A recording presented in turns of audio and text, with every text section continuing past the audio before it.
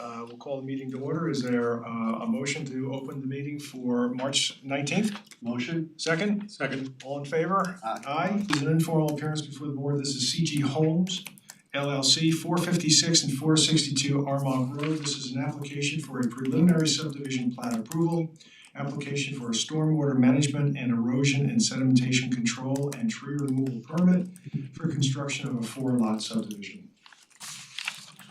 Good evening, Ralph Alfonsetti, the engineer for the project, for the record. If you can pull up my plans, I'll give you a quick overview. Yep. Hold on one second. So I'll go on. So this is 456 and 462 Almonk Road. There are 2 lots right now on the west side of Almonk Road. They are 10 acres and 14 acres, so it's a total of 24 acres. We are proposing a 4-lot subdivision, or total of 4 lots when we're done. So this is the existing conditions. My eyes are not great, but to orient everyone, this is Almonk Road right here, 128. There's an existing house or recently demolished house right about this location.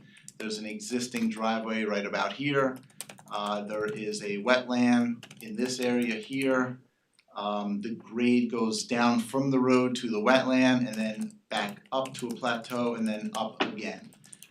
The elevation from the wetland to the high point in the rear is approximately, the difference in elevation is approximately 215 feet. And if we can go to the next plan, you can see our proposed layout.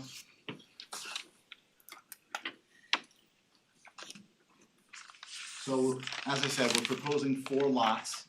They're all zoning compliant. 1 common driveway in the center at the location of the existing drive, and then it branches off into driveways to each individual lot.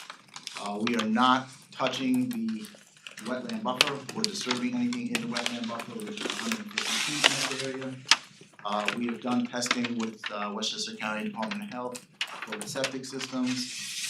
I'll acknowledge we have not done testing for the stormwater with the town engineer present who witnessed them, but we have 20 to 22 holes throughout the site and we've got pretty consistent soils, so we're confident in that. We submitted a slope map, we've submitted a bunch of information. I'll open up to questions, I guess, at this point, unless you want me to go on. I had one quick question, it doesn't show it here, but I think it's a quick question.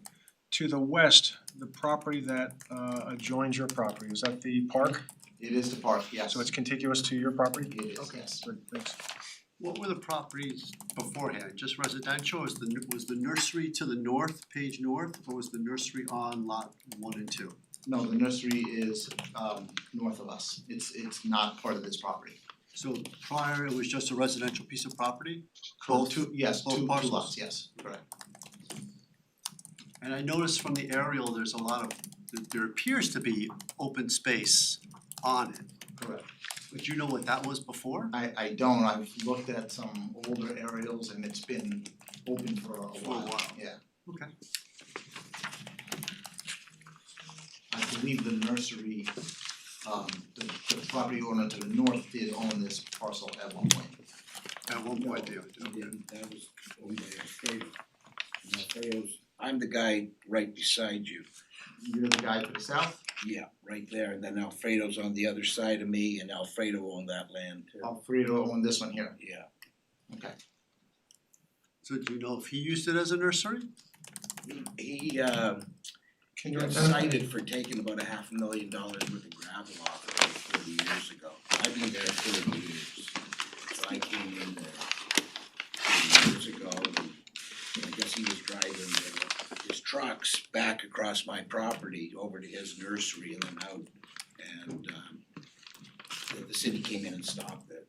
Gotcha. So that's why it's all kind of In the rear. In the rear of the property? Yeah, where it's, where it all drops off like yes, that. yes. You are, so just for the record, so that Fish can have you in the record, I'm sorry? your name and address? Oh, I'm sorry, Lon Ballinger, 482 Armonk Road. Thank you. Mr. Crowley, Mr. Crowley noted that there may have been a borrow pit on the site. Well, I think that's what he was referencing. I think there's a spot in the rear that the grade drops off significantly. And it looks like someone at some point, I believe you said 30 years ago, Yes. 30 years ago, they might have been digging some. So do you have test pits in that area? Do I have test pits in that area? Or any- We have test pits on the high side of it and the low side of it. But nothing in it. So you don't know what it was Well, backfilled with? it's not like a big hole like that. It's kind of flat and then it goes up, Okay. if you will. So I think they were on the low side digging into the hillside.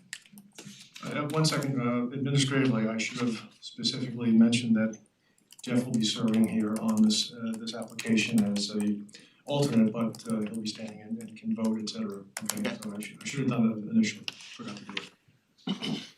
We'll catch up. Should practice at home. So I don't know. We Can keep you- you on your toes. Can you talk to us about your reasoning behind a single curb cut and the two lateral driveways that parallel Armonk Road? Sure. So the grade in this location from the house site to the road is relatively steep, and we thought it would be a better driveway to go here. This road is New York State DOT road, so they regulate everything there. There's already an existing curb cut, so the site distance is good in both directions there. We just thought it would be less impervious, less disturbance. So that's what we proposed. Does DOT not permit you to do additional curb cuts, or you guys just haven't looked into it? We did not look into discussing it with them. I don't think they can, I don't think they would have an issue with it unless there was a site distance issue. I think we've noted, and I think the town engineer will note also that it's a 45-mile-an-hour speed limit at that point. But in fact, the actual speeds are considerably quicker than 45 miles an hour in that area. So it does pose, the applicant does, with the one street opening, it seems like it could be actually safer because that's a pretty good spot where you have it set up. Yeah. So those others might be more difficult if you had cuts with each of the sites. Living on Bedford Road, one of the problems I always see with these kind of situations is like it takes forever to turn out, even for the folks who are living. To make the left, yeah. I always brake when I see you coming out. And wait, yeah.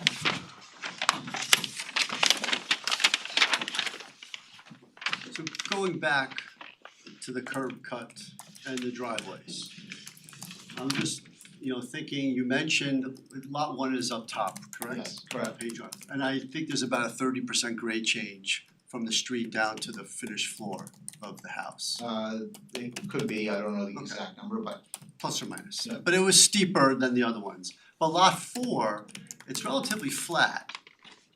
And I'm that one, and I'm just thinking about a couple of things. The amount of earthwork and tree removal you're doing on lot 2 and 3 to access lot 1 and 4. And I'm also thinking about the situation with neighbors going forward when lot 2 and lot 3 have people traversing their property. I mean, look at lot 2, you've got a 270-foot driveway cutting that property in half to access lot 1. And lot 1 has a big party, all the people come and they're parking on lot 2's off the shoulder of lot 2's driveway. It's a rainy day, they leave, they rip up the guy's lawn. I'm just seeing, future issues with neighbors, where I'm just wondering if lot 4 could get a curb cut, lot 1 could get a curb cut, and maybe 2 and 3 share the existing curb cut like you have it. And I'm interested to hear Dennis's point of view on tree removal, because I think if I lined up the tree removal with the proposed driveways, there's a lot of trees coming out to put in those driveways. And I know people are always concerned about tree removal and so forth. The grade to get down to lot 1 which kind of leads me to my next question. I know they're nice and clean, even 6 acre, 6 acre, 6 acre, 6 acre. But in essence, they're really 2 acre, 2 acre, 2 acre lots because we can't really do anything with the back. You know, to buck the grade on lot 1, is it possible that you could do a curb cut and serpentine down the hill and maybe lot 1 gets a little bit fatter to accommodate that? I understand about the speed, but what a great opportunity to maybe get the speed lowered on the street there, and, you know, because we have some curb cuts. So I'm just, you know, I know we don't get into 4 houses coming off of a driveway that often, and I know it's kind of a special condition.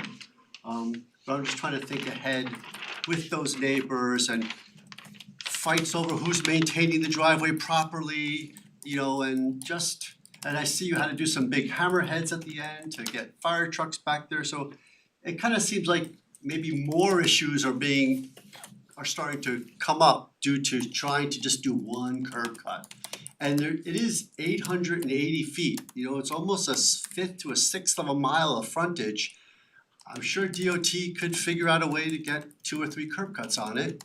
And there's also, I think, there's one across the street that you could probably line up with on some of them. So just food for thought. Yeah, I think 4, you're correct, is a lot easier due to the grade. I think 1 would be difficult.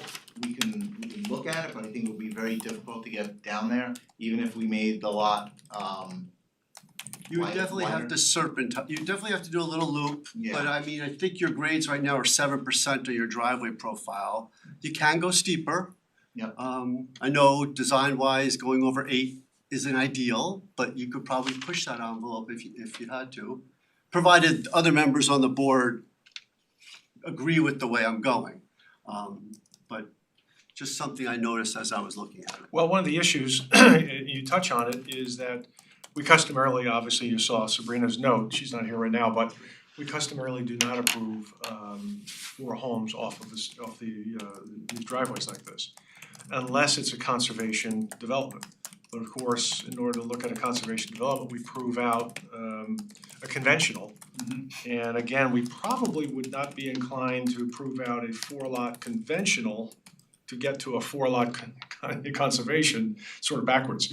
I know it seems backwards to applicants, but that's normally the way we do it. So I would take some of Greg's thoughts and look at those, because that might save this for a 4-lot subdivision for you.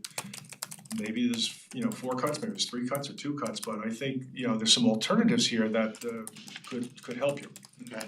Because I think as it stands now, we might have problems with the 4-lot that you've designed coming off the common driveways, the common driveway.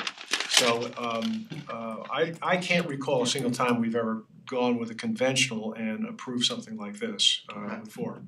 Apparently, we have the legal ability to do it, but I think we've reserved that approval authority when it was a conservation development.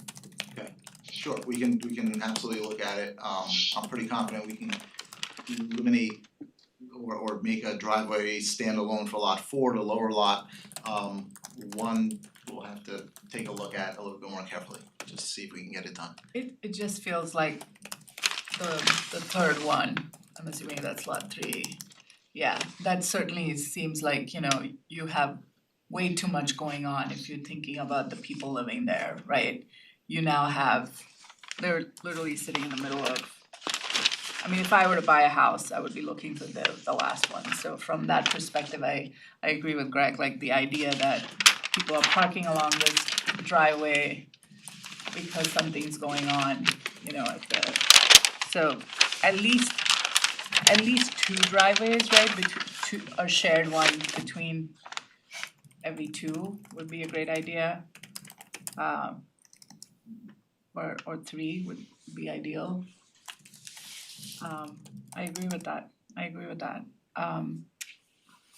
I don't know what happens on this street in terms of everyone stopping, but I don't see how that's different than I don't know, 8 AM or 8:30 AM when 3 different cars from all these driveways have to sort of wait and get in, so. Yeah. I mean, one of the things that we do look at, it was in our old master plan, was whenever we had a state highway like this, we would try to minimize the number of cuts from the standpoint of safety, so we very often employed common driveways as a tool. But four is you know, sort of over the limit. We customarily see two. What Greg also does not allude to is what we've often found in town, unfortunately, is sometimes people don't get along who share driveways. And we have Oh, yeah. all kinds of problems at town hall in terms of enforcement, you know. Dogs running the Dogs around. not playing, he's not plowing, he's not fixing his side, you know, whatever, on and on, so it's I'm sure all your applicants will be friendly and get along, but At sometimes the beginning. at the beginning, exactly. Well, we would, you know, there would be legal mechanisms in place, but I do agree with you that sometimes that becomes an issue. You know, also, I wonder whether or not that will an alternative driveway layout will also give you a little bit more flexibility in terms of your septic layout and where you put the wells and all these sorts of infrastructure issues as well. Just a thought, and again, lot number 4 seems to be a smaller home. We don't have the actual size that you're proposing, but it looks like a smaller home. It looks like a smaller septic area to sort of accommodate that smaller I home. think you may need lot one. Lot one. I'm sorry, the lot one, top, yeah, I'm sorry, lot one, Yep. yes, yeah, lot one, excuse me. Maybe some other alternatives present themselves for you to consider making lot number 4 similar to the other 3. Because when you break it up into 4 lots, there's nothing says they have to be 4 even Steven lots, right? They could be 5 acres, 6, 6, and 7, right? Correct, as long as they're zoning compliant, they can make it. Exactly. And that's, I mean, the rest of the lots are probably beautiful. You know, the fact that nothing's gonna get touched for, Yeah. I mean, look at lot 1, it looks like an eighth of the lot is usable. And it, you know, if it got a little thicker on the east end, maybe even it gets narrower on the west end, and that's how you can still kind of keep it balanced.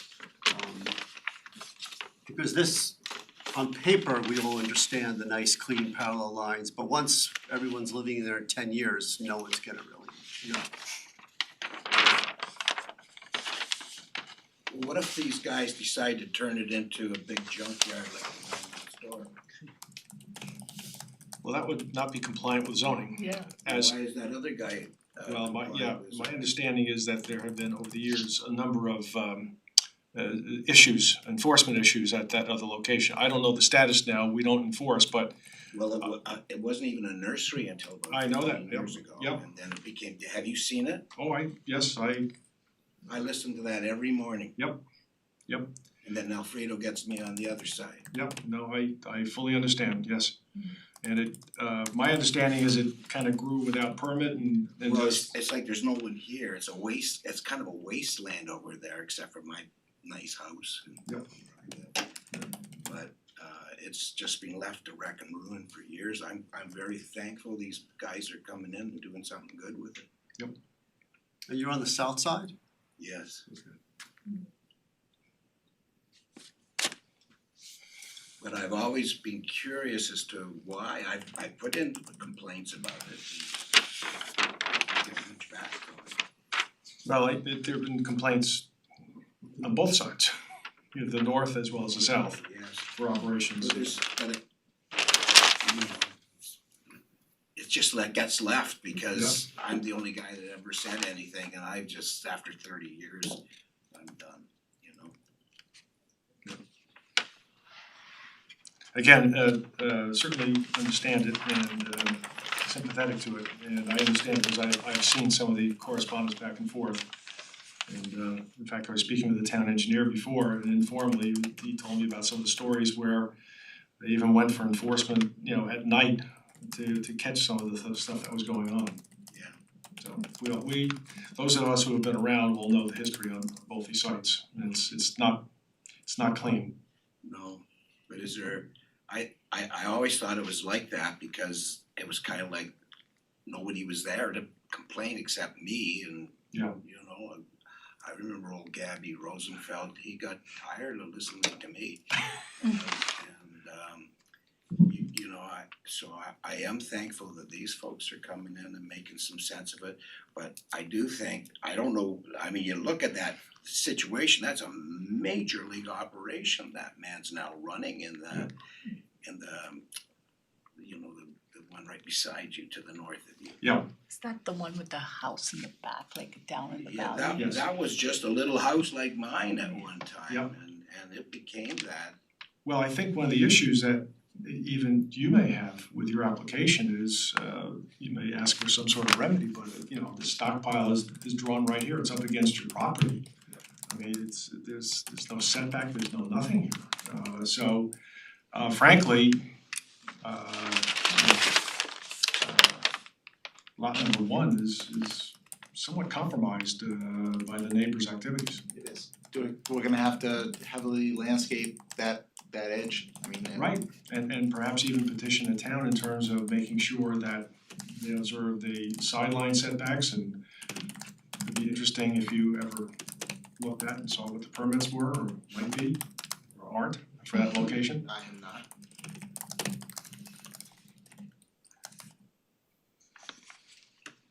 Yeah, from that perspective, it actually makes sense for you to like size up the lot or something. It feels like they're compromised on that side, and then so maybe there's a different sort of Pull it towards proportion Yeah. that you can, I do understand, yep. We can definitely look at that. I don't know how that helps you in terms of driveway. I don't know. So we had, is there anything else you wanted to tell us? No, I'll, Okay. we can, So we have comments, Sabrina's next door,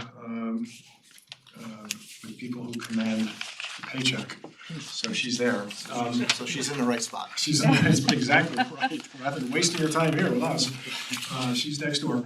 But Lisa, you said you were deputized on Wow. some of her comments? Well, for 2 seconds, she said, "Can you talk about my memo?" So I'm assuming that you've read the memo, I have. and her comments are pretty clear. The coverage worksheets for each lot, she would like, she wants you to establish physical boundary demarcating the wetland buffer. I don't really know if I have to read every single one. The biggest thing is she would also like you to show the surrounding properties on the plan. Okay, And also she wanted to make it clear that the board should discuss the layout of this subdivision in focusing on the restricted buildable area on lot 1, which I believe we just talked about. So if there's any other questions, you can contact Sabrina. yep, But what, one of the issues on this, I would urge Ralph to, rather than, investing a lot of time and effort and money, if you wanna do alternative sketches for layouts, I mean, very often these things change on these subdivisions, and I hate to see, you spend an awful lot of time and your client's money. If we can look at alternatives as sketches, and we can look at those conceptually and react to those, and I think you get those back to us faster. But maybe with some of the ideas that Greg has articulated, and you'll hear from Dennis and a little bit from Bob as well. Again, this way we can, I think, move it along faster for you, and also without sinking in so much time and effort and money. I agree, that's a good idea. Yeah, I read through Sabrina's comments. She brought up the four lots on one driveway. She brought up there's a shed that's in the buffer now. Are we going to keep it? We have no reason to keep it. We wanna take down, but we don't wanna trigger a wetland permit just to take down an old dilapidated shed. And as far as a physical boundary, we have no issue with that. What do you guys typically wanna see, boulders, or how do you want that demarcated? Yeah, something that has permanence and something that serves as that physical reminder, should the riding mower and the headphones and, like you physically bump it in case you didn't see the line or a couple stakes. So yeah, it would be like at that level to make sure. Yeah, typically I usually use boulders in other towns along the boundary or the buffer. Okay. Dennis, you had some comments that you wanna go through? Thank you, Mr. Chairman. Yes, so I did see you filled out the application and had the table for the trees, but again, it had that surveyor feel, just common names, some didn't quite match up, so that just would need to be updated to the level of, where we know what the species are, the condition, and then, that's obviously gonna dictate ultimate calculations for replacement requirements. So I know you guys chose to advance the demolition of that structure. So I just tried to illustrate in your plan, some of the extra trees that granted, if you drive by, they're still standing, but I think the activities that, were advanced in order to remove the structure, there's been compromises that I really can't guarantee, what the health of those are gonna be going forward, so they would rise to the definition of removal, so those would have to be included as part of this application as well. This is for the trees.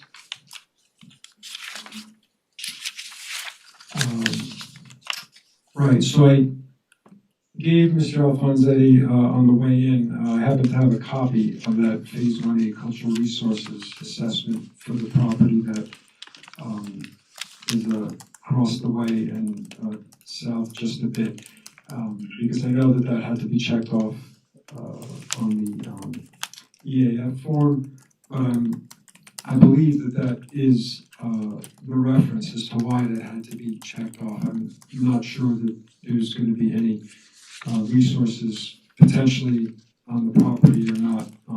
So I at least just wanted to provide documentation because you don't want to leave a hanging yes check out there under cultural resources and not, have any backup. Dennis, is that the old monastery? Yes. And that report was publicly available on the CRIS site, that's the acronym Cultural Resources, I have to read it from here. Information, Cultural Resources, Information, Resources website, it's like a double resources there. So again, this is interesting because, obviously looking at the property in isolation, right, I was able to highlight, where that excavation area was, but in consideration that, this is not in a bubble, based on the existing information, and then, one of the kind citizens coming in and sharing observational history, which is not a surprise, frankly. I think that, we just want to make sure that, stuff was only removed, from the site. If you're telling me that it was like, quarrying type information and, people were just, removing solids, rock, gravel, that type of thing, but that nothing else is occurred or at the site that would potentially compromise its sort of contamination liability. So that's why I suggest the phase 1 for the property should be completed. And of course, according to the drawing, if Paul Jennings did the wetlands, I know he typically he does a nice job with a report showing good narrative, showing data, that should be submitted as part of the application as well, not just the demarcation of the flags on the plan. And that pretty much finishes my comments. There was one thing that I want to make sure that we didn't miss with Sabrina's report, and that was that she's recommending or requiring a full EAF, not just a short form. Yes. And it's her position that we really can't take action and start to declare ourselves as lead agent until we have the full EAF. So administratively, we really can't move forward in that area. So as soon as you can get that into us, then we can perhaps take that action, declare ourselves lead agent in the secret review. Okay.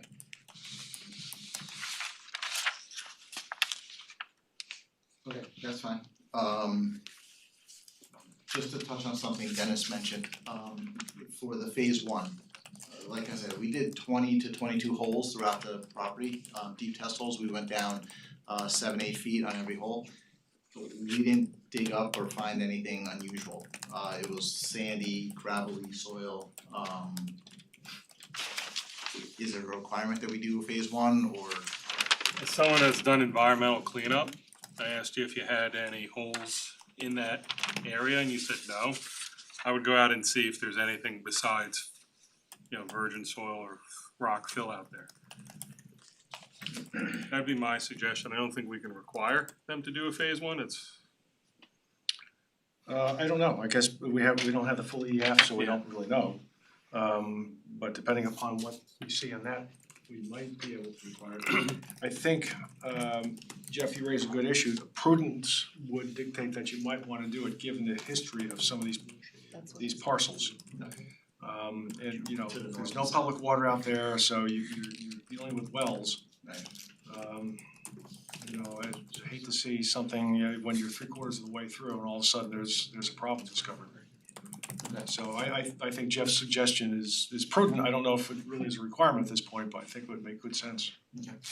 Is there any issue with the nursery to the north, stuff migrating into the well water of lot 1? I don't know, but it's potential, Is sure. that something they would have to, I'm not trying to make work for you, I'm just asking the question. I don't know what's going on in that nursery exactly, Like any kind of chemicals or, you know. so I can't really say. Into the soil.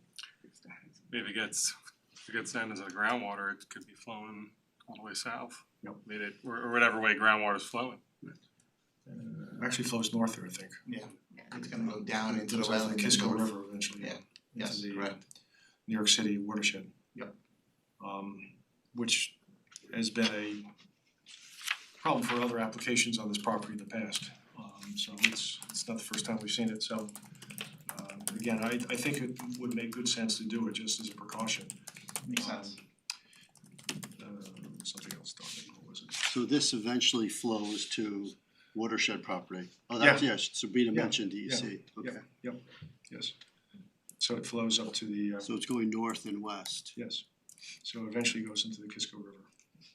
Goes into the Croton Reservoir. Bob, you had some preliminary thoughts or just some general comments? I know we don't have a memo from you because you were.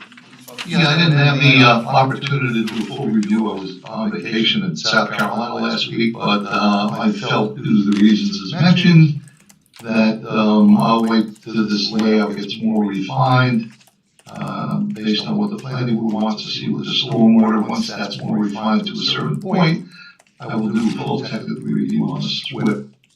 But just sitting here looking at the plans quickly, on a cursory review, I have 4 points I'd like to go over, which really applies to any layout that might come from the site.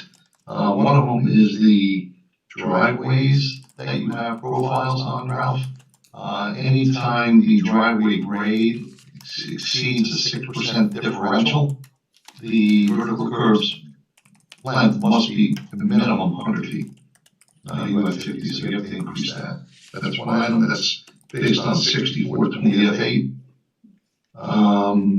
Number two, on the sight lines on that roadway, I've been rode that road many times. I'm sure the members of the planning board realize it as well. This posted speed is 45, but I guarantee you, the 85th percentile is well above that. So I would think the state would require that as well. So you'd have to do a 85th percentile study on this to see what the speed is on the 85th percent average. And also too, the site distances must be on the intersection site distances. And I looked a real quick look on the AASHTO guidelines, and the intersection site distances are probably gonna be between 500 and 600 feet as opposed to 200. So keep that in mind when you're doing your layouts with your driveways. You might find that because of these distances are so extensive, they might be precluded by the vertical geometry of the roadway. But they still have to be shown nonetheless, so they have to be almost tripled. Number three, are these boxes you show for the on-site wastewater treatment system based on approved perks and deeds by the county? Or are these just estimations? No, those are approved by the county. We did Okay. testing, deep vessels and perks with the county. Okay, you might want to provide that information on your next bill, that'd be helpful. And also too, minor note, it seems to me, I think a lot of people spoke upon it, Sabrina and planning board as well. Lot one, to me, the wetlands buffer and the proximity to the on-site wastewater treatment system lots and the footprint seems unrealistic to me. It's only 6 feet away. That seems unrealistic to construct a house and have any type of amenities on the house, i.e. a deck, a porch, patio, to be only 6 feet away. So you might want to think that that might be more reasons to maybe possibly eliminate that lot because it's very, very, very tight. And it should be noted, lots 2, 3, and 4 all have pools, lot 1 does not. And it's just anecdotal, but in my experience, everyone that has subdivisions, they always come back to us after the fact and say, I'd like to put in a pool, so I'm not quite sure where a pool would fit there. They'd have to come back to the planning board and get a wetlands permit for that as well, so. Those are my cursory comments right now. Once this lot layout gets more refined, that's accepted by the planning board, I will do a full depth analysis and formal review of all the drainage, grading, as submitted. So those are my comments for tonight, Chairman. Okay, thank you, Bob. I had a couple more observations or comments just to, we haven't done a subdivision in a while, so you get out of practice. But what we customarily do is we look at these building sites and we ask the applicants to give us an estimate of what the footprint is. Because what we normally do here is we do limit, we understand that things happen once we start building. But we normally, restrict the coverage to 15% or 10 and building 10% over the footprint that we see. So we ask for folks to give us a realistic box. So we've had many applications where you put little tiny boxes. Next thing we know, we have a 9,000 square foot house in there. Totally different application. So we've learned from experience, so we will ask for that. And that would include the amenities as well. And one last thing, this is really I guess probably for the Conservation Board, I hope to weigh in on. But one of the things that we have always tried to look for is connectivity to parkland. And since the Whippoorwill Park is directly to the west and contiguous, it would be wonderful if somehow, some way, you can find some sort of access path from Route 128, Armonk Road, to Whippoorwill Park. And one that makes sense. I mean, having a trail lead into a lake or a bog is probably not the best thing. So we've done that many times with larger subdivisions, and if the applicant can figure a way of doing that, I think the Conservation Board would look very favorably on that, and I think the Town Board would look favorably on that as We well. don't have an issue with it, it's just that there's the large wetland in the Yep. center of the site would just be a little bit tough to get through.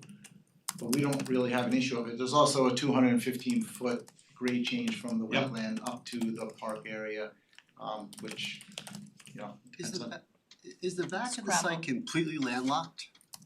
Like, is there any way to access, there's no road, there's no path, there's nothing to nothing. access Yeah. it. North of Wildcat, So by right? default, it's kind of like parkland. Yes. I trespassed by accident roaming that adjacent park when I had to do vegetation inventories, and that's why I'm off the microphone. I realized, I'm like, I don't think I'm in the park anymore when you come up on that. Turn around. yeah, essentially this, you're correct, this whole back portion is just landlocked and So essentially. it's wet and then high, then hills, I mean, Correct.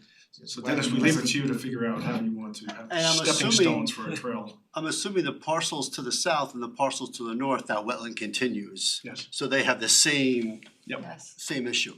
So nobody can even do an end around to Right. get to it. And one of the things that is important on this is, and I think this is a 150-foot wetland buffer area, right? Correct. One of the areas, one of the concerns always is that you have steep slopes abutting the wetlands, and those are the ones that are more susceptible to problems. So it's one thing when you have flat wetlands and, it's okay, whatever, but here you had steep slopes that feed right into the wetlands, and one of the reasons why we had the environmental zone was to protect wetlands that are especially vulnerable, and those would be the ones that are adjacent, contiguous to steep slopes. So I remember listening to Steve Coleman tell us, ad nauseum about that and why they really needed to be protected. And you guys have done that. I mean, you're not proposing anything within it, but I think Bob's comment about the reality of the wetland buffer on lot one Yep. is a valid observation. One of the things, again, we could invite you to do is prove out a conventional, and then perhaps we could do something with a cluster development that can get you 4 homes of equal size, for example. Yeah, I can discuss that with the client and see what he wants to do. One question about the path up to the park. If we do show a path, again, I'll talk to the client, see if he's willing to do it. Sure. Hike. How does it work through the wetland? Would we need to get a wetland permit then at that point? I think you would, right, Dennis? I assume it would be more favorable since we're adding an amenity that I would think the so. town would like. Okay. Easily done in 6 months. That does open up other issues, like where do people park Well, to access exactly, the path, yeah, exactly, it's not that easy, It's frankly. not that easy, yeah. So talk Right, to the and- client and see. So before we start telling him, get us a path, there's Yeah, you're So- gonna have cars. so- on other things that happen. And not to interject, cause I don't know, obviously in the past, I wasn't here, but, you know, I don't know if this, to your point, would necessarily represent an access point, but if there was a way from the existing park to provide some sort of continual trail and almost loop back, I don't know, would you consider that Yeah, a sure. similar benefit? Cause Maybe the loop on the hill in the back. Hillside. yeah, something to that effect, as opposed to trying to bring more visitors to another location where they could park. I could see, right, that may not be as feasible. Good But idea. you would still get benefits, so that's all. Thank you. Good solution. Idea. Yeah, I like that. We'll look into it. Is there a light consideration? I just remember years ago looking at a house, not here, but like, you know, further south. Like, is there something you have to consider in terms of like the light that gets into the house? And because, I mean, I remember seeing these houses with this sort of steep incline and like very little light coming in the backside. Is that something we have to consider at all? I'm not sure. Like natural light? Cause you have, you know, you just don't have any Well, the back of these houses is actually not, this area is not very steep. The steepness is on the other side of the wetland here and in the front right along 128 or Oh, right, Omaha so Road. this is, well, I'm thinking further south then, so this Yeah. is sort of dropped in, okay. So yeah, lots 1 and 2 are kind of like meadow, Yeah, Yeah, open meadow. yes. maybe that's where they were pulling the gravel and that's why it's an open meadow. Oh, I have that's lots of light. Yeah. I'm flooded with light. okay, that's good to know. So, well, is there anything else? I don't think so. Any other questions? Jeff, I'm good on. Greg? No, I'm good. John, is there anything I'm sure there's something I missed, but No, I think it was a pretty good summary of where we are. Right, okay. we need the environmental to move forward, you know, as lead agency. Yeah, that's important. So I think, correct me if I'm wrong, I submitted a full EAF, and maybe some sketches of some different layouts, yeah. And then I won't get into the technical stuff, maybe not address the trees until we can settle on a layout. Absolutely, yeah, exactly. Okay, sounds like And sketches are great. that. Sketches are great, you don't have to go full blown AutoCAD, I think, for us to understand. Okay, Great. Okay, so we'll see you next time around. When you have Absolutely. material for us. Okay, thank you. terrific, Thank you. great. Thank you. Okay, our next and last item this evening are minutes. And these are the minutes from the meeting of March 5. Anyone have any questions or issues?